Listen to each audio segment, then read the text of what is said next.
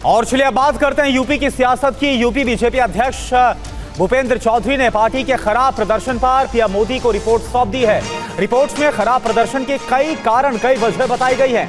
प्रदेश में अधिकारियों और प्रशासन की मनमानी इसमें एक वजह के तौर पर रखा गया। 6 साल से लगातार सरकारी नौकरियों में पेपर लीक, कई सालों से सरकारी नौकरियों में भर्तियां नहीं हुई। ये वो वजह है जो कि लोकसभा चुनाव में खराब परफॉर्मेंस बीजेपी की रही यूपी में। इसके पीछे वजह गिनाई गई भूपेंद्र चौधरी की तरफ से। लोकसभा चुनाव के बाद से ही सबसे बड़े राज्य यूपी में सियासी हलचल तेज है। बीजेपी के खराब प्रदर्शन पर पार्टी में मंथन का दौर जारी है। दिल्ली से लेकर यूपी तक कई दौरे की बैठकें हो चुकी हैं। 2 दिन से दिल्ली में डेरा जमाए यूपी बीजेपी के अध्यक्ष भूपेंद्र चौधरी ने कल प्रधानमंत्री नरेंद्र मोदी से मुलाकात की। पीएम मोदी और भूपेंद्र चौधरी के बीच करीब 1 घंटे तक बातचीत हुई। बताया जाता है कि इस बैठक में यूपी में खराब प्रदर्शन को लेकर चर्चा हुई। चौधरी ने पीएम मोदी को यूपी में खराब प्रदर्शन के कारणों की जानकारी दी। यूपी बीजेपी प्रदेश अध्यक्ष ने पीएम मोदी को बताया कि कार्यकर्ताओं की नाराजगी और प्रशासन के चलते खराब प्रदर्शन रहा। उन्होंने बताया कि वोटर लिस्ट से बीजेपी मतदाताओं के नाम हटाए गए।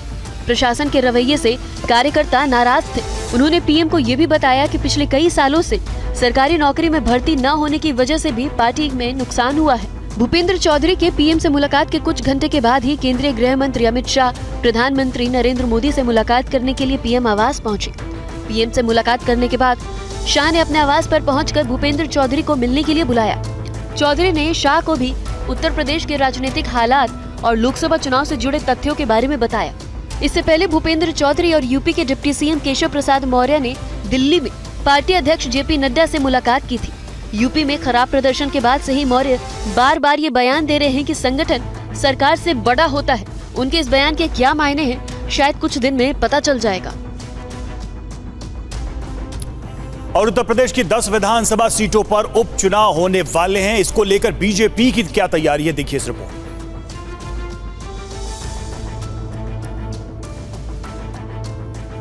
विधानसभा सीटों के उपचुनाव को लेकर मुख्यमंत्री योगी आदित्यनाथ ने मंत्रियों की जिम्मेदारी तय कर दी है। 10 विधानसभा सीटों पर होने वाले उपचुनाव के लिए 30 मंत्रियों की टीम बनाई गई है।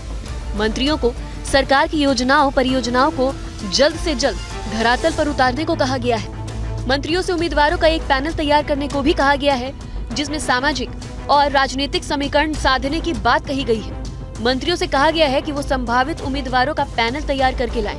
बाद में संगठन से बातचीत कर नाम तय कर लिया जाएगा। चुनावी तैयारी को लेकर सीएम योगी 2 बार मीटिंग कर चुके हैं। बैठक में मुख्यमंत्री ने 10 की 10 सीटों पर जीत हासिल करने का लक्ष्य रखा है।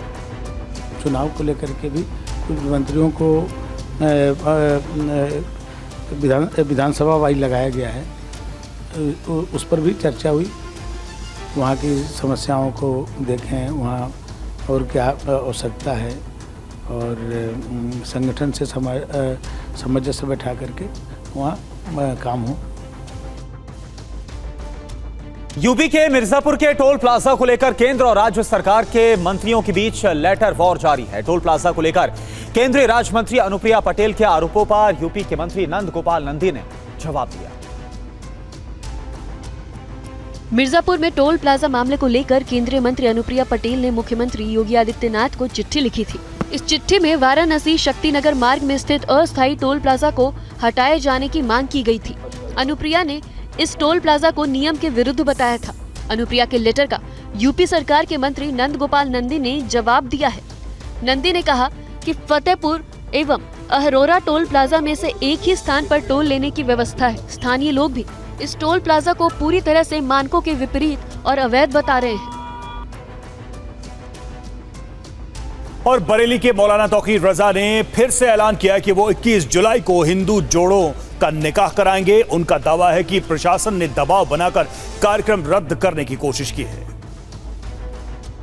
एक मैं मामूली सी परमिशन मैंने मांगी है, उस पर इतना हंगामा किया जा रहा है, जबकि मैं कोई धर्म परिवर्तन का कार्यक्रम नहीं कर रहा हूँ। इत्तेहाद मिल्लत काउंसिल के अध्यक्ष मौलाना तौकीर रजा का ये लेटेस्ट बयान है। उनका दावा है कि बरेली प्रशासन के दबाव में आकर संगठन की ओर से कार्यक्रम स्थगित करने की चिट्ठी लिखी गई और 21 जुलाई को होने वाले हिंदू जोड़ों के निकाह कार्यक्रम को रद्द कराया गया, जबकि वो अभी भी प्रशासन की मंजूरी का इंतजार कर रहे हैं। तमाम कार्रवाई अपनी वो कर चुके हैं, लेकिन निकाह नहीं हुआ है, लिव इन में रह रहे हैं। और लिव इन मैं समझता हूँ कि हिंदू और मुसलमान दोनों लोगों के यहाँ खराब समझा जाता है, हमारे यहाँ पता ही उसे हराम समझा जाता है। तो ऐसे लोगों का 21 तारीख को इज्तिमाई निकाह कराया जाएगा। तौकीर के बयान को बीजेपी नेता गिरिराज सिंह अपने अंदाज में समझा रहे हैं। तौकीर रजा हिंदुओं को ललकारे नहीं, सब्र की परीक्षा ना लें। दुर्भाग्य रहा कि अगर आप जैसे लोग पैदा हुए और आज भारत में सांप्रदायिक सौहार्द को बिगाड़ने का काम। इस बीच तौकीर कह रहे हैं कि अगर बरेली प्रशासन निकाह की इजाजत नहीं देगा तो उसे दोहरा रवैया माना जाएगा। तो हमें इतना पूछने का हक है कि हमें परमिशन देने में आपको क्या दिक्कत है। बाकी लोग जो परमिशन नहीं मांगते हैं वो कोई भी कार्यक्रम कर सकते हैं, उनके लिए कोई कानून नहीं है।